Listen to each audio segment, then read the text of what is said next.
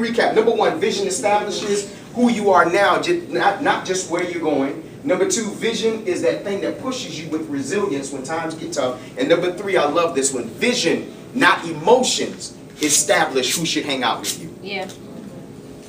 I'm going to back it up, flip it, and reverse it. Vision determines who your friends are, not your emotions. Have you ever been connected with somebody and said, well, I can't cut them off because then, you know, I've been with them so long and they know. That's not an excuse for staying with the wrong environment. When you have vision, you don't have to put on Facebook and announce you cleaning up your closet or I'm going to leave. You know, come on, y'all know how it is. Facebook, that's it, I'm going through. If your name ain't on here, consider yourself deleted. When you have vision, you don't have to do none of that. Your vision determines who walks with you. Yeah. By your attitude, by your lifestyle. You ought to make your lifestyle so excellent, it goes without saying. You don't have to announce excellence. When you walk in a room, people know you're there to do your work. When I used to manage a tuxedo shop in Philadelphia, I would watch who people hang out with before I promoted them. Why? Because whoever I promote, they come with their friends. That means those are the people that are going to be hanging out in my store when I'm not there. And you think that people don't notice who you hang around with? You could be getting a bad rap and not even know it. Why? Because of the circles that you choose to hang around. One thing I know, and my family is crazy, you can't choose your family. That's true. I'm sure they said that about me because my family cut me off when I was on drugs. They was like, no, you can't come over. If you do, you have to have an escort with you at all times because stuff gets missing when you come over. They cut me off. Why? Because they knew that the environment and the people I hung around with were influencing me. So if you really want, since you can't control your family, the one thing you can control is who your friends are. Yeah.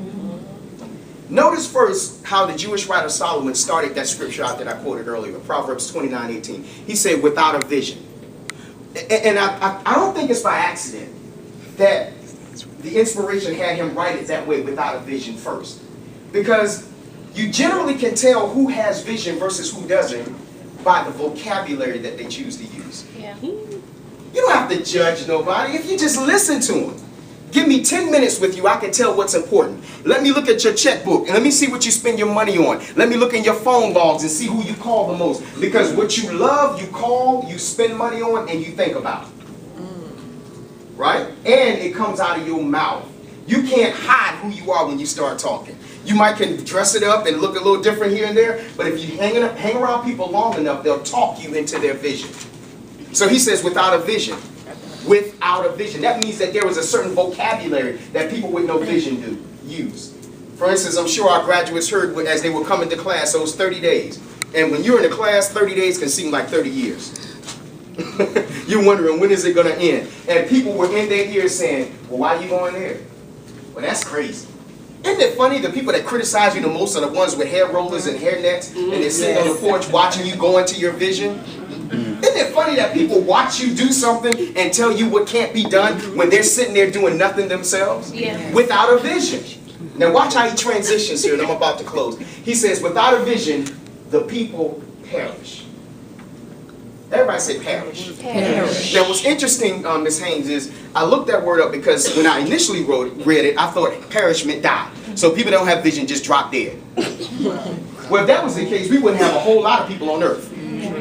So when I began to expound and really dig into that particular word perish, in the Hebrew it does not mean die.